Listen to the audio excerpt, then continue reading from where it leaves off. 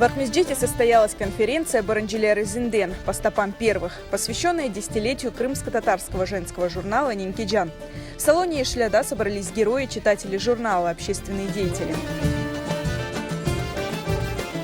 Отметить свой первый серьезный юбилей коллектив «Нинкиджан» решил проведением конференции, рассказывающей о деятельности женщин в Крыму.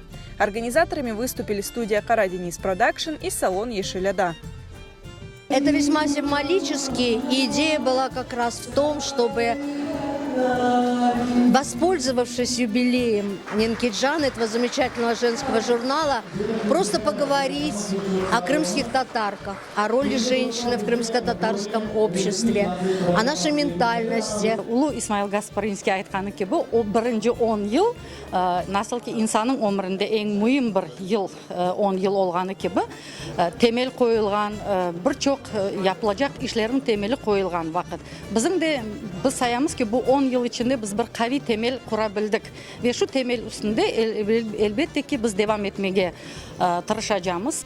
Известные крымские татарки выступили с докладами об истории зарождения женского движения, о роли женщины в семье и обществе, о том, легко ли женщине в бизнесе.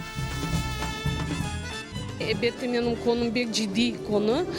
Bizim kadın kızlar hareketi 19. asırın ve 20. asırın başında olgan bütün olaylar. Elbette o zaman bizim kadınlarımız biz için o kadar temelli bir yol açtılar. Çünkü bugüne kadar biz onların yolundan devam etemiz. Men Allah kısmet etse bizim Бахчисарай тарихи-медени қорлығында фондларында сақланып қалған Алеми Нисван дергісі ақында айтacağım. Оны инжелемесini yaptım, analizini yaptım ve böyle meraklı malumatlar çıktı ve en erте çıkan numunevi sanı var bizde 1905 senesi çıkan, ondan gayrı 1906 yılında çıkan soyu da var. Особенно в этот день чествовали женщин, ветеранов национального движения, которые в свое время не только были крепким тылом мужчин-активистов, но часто и сами становились непосредственными участниками митингов, демонстраций и судебных процессов.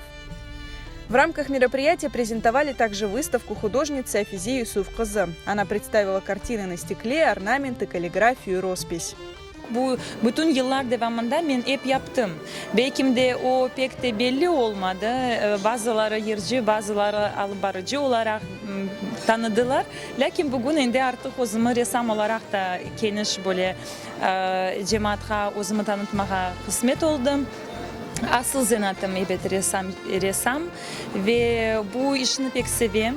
Onu büyük istekle, büyük heveslikle yapam.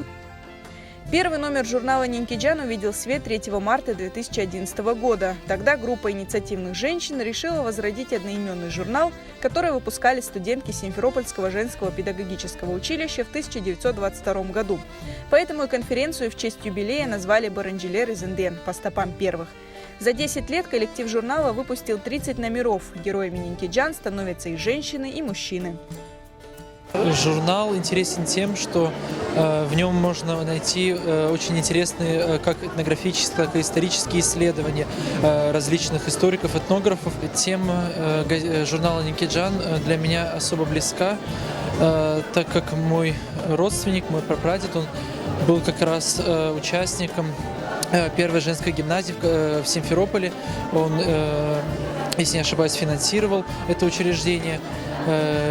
Это как раз то учреждение, в котором зарождалась газета «Нинкиджан», первые ее выпуски. Содержание этого журнала, оно заключается в том, что в нем записаны эксклюзивные интервью с людьми, уже на сегодняшний день которых нету в живых.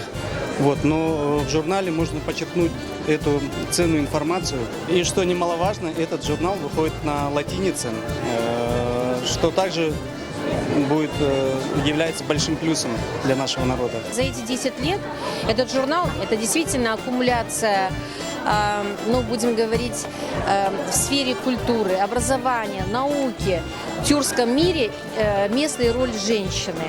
Вы знаете, я думаю, что спустя какое-то количество времени, возможно, наши потомки вот по этим журналам будут смотреть и складывать представление о том, кто делал историю вот этого периода и то, что было раньше в тюркском мире. Неофициальную часть конференции украсили поздравления читателей журнала «Нинкеджан», а также выступления известных артистов.